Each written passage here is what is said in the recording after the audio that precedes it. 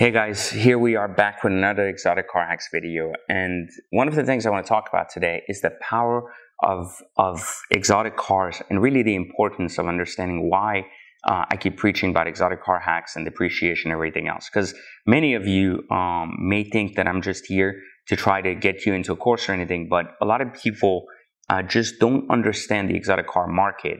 And so I wanted to take a moment and kind of share a little bit about why exotic cars have become so affordable and constantly depreciating, things that we weren't seeing back in the day. And we've actually seen that the older cars that we were thinking depreciated then are actually appreciating today. And there's got to be a reason behind that too. So I wanted to take a moment to share that with you. So first off, back in the day, there was a lot less money around. So a lot less people were driving exotic cars. So less and less people could afford these cars. And so manufacturers knew that. They weren't building cars for the masses. They weren't building 5,000, 6,000 units of an exotic each year. Instead, what they were doing is they were building very limited set of exotics. And because of that, what they were doing is they were building, let's say, 300, 400 exotics. But these units were all handmade, were all usually made in foreign countries and then brought into the US.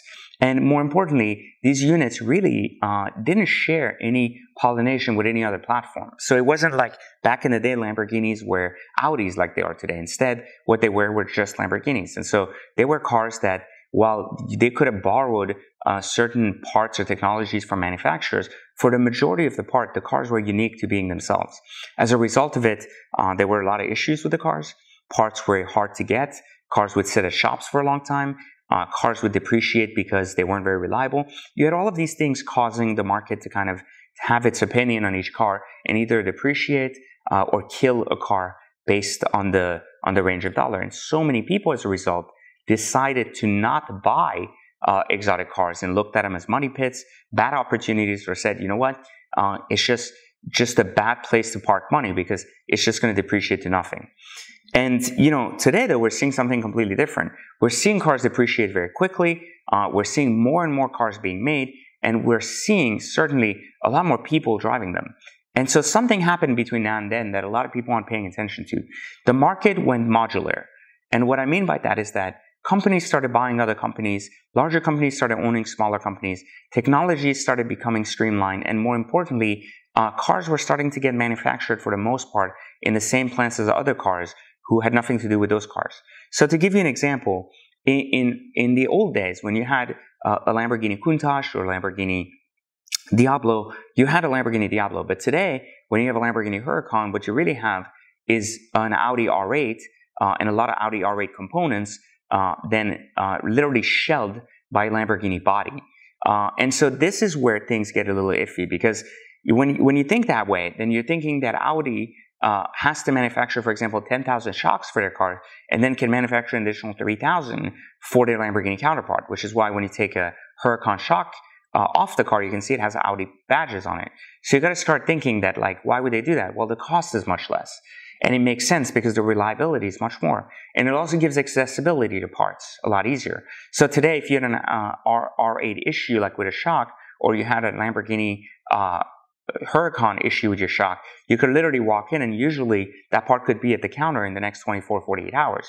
But in the old days, that part may have taken 7 months to make and ship back to the dealership. So the times have changed. The way the business has changed is that cars have become more reliable as a result of this access into new cars, meaning that when you're looking at brand new exotics, you might say, oh my God, what if it breaks down? It's going to be so much more expensive. But reality is it won't break down as much because that shock's been tested on 10,000 plus Audis and now has made its way into a Lamborghini. And so it's still the same reliable shock. It's just used in a different application. So that's kind of part of the gig here, right? Is to understand that cars have become modular. The other part that has evolved over time is that manufacturers have become smart about manufacturing.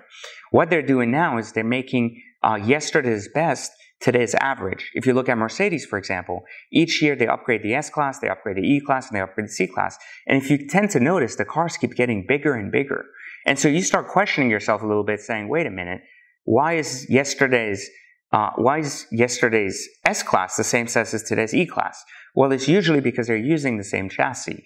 And one of the things they do is they keep recycling all of these older parts, all of these older internal components, and instead add a lot of new external or exciting new design elements. But on the inside, the car is the same. I mean, if we look at the Aston Martin DB series, the same car was used from 2004 to 2014, and it was used on all the DB series and the V12 platform the exact same way, tweaking very little things time to time, making the designs more exciting, making the headlights more exciting, but really keeping the engine components and transmission almost entirely the same.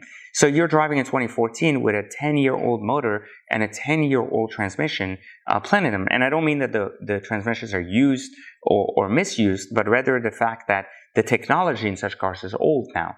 And so, you know, the world is changing. The car market has changed tremendously as a result. There's more dealerships selling cars, so it's more competitive. There's more online platforms allowing you as a consumer to be educated. So every component of the car world has changed, from manufacturing to design and technology to R&D, all the way down to the way dealerships work and all the way down to the way the consumers think. So all of these things coming together has completely revamped the entire car market as a whole. And exotics are not immune to that, especially because there's a lot more money in the world today than there was 10, 15 years ago. And so as a result of it, a lot more exotics are on the road today. And they're depreciating, and people are getting smarter, and also average cars are getting nicer. So you're having all of these things putting so much pressure on the car market, creating these pockets or gaps that enable normal people to buy exotic cars without worrying about depreciation, a high cost of insurance, and of course, not worrying about repairs and things that 10 years ago would have been a big issue. Which is why today, more than ever, it makes sense to own an exotic car, because it ultimately holds the same cost basis with less depreciation than a normal car if you know how to buy them. So hopefully you understand a little bit more about the exotic car world.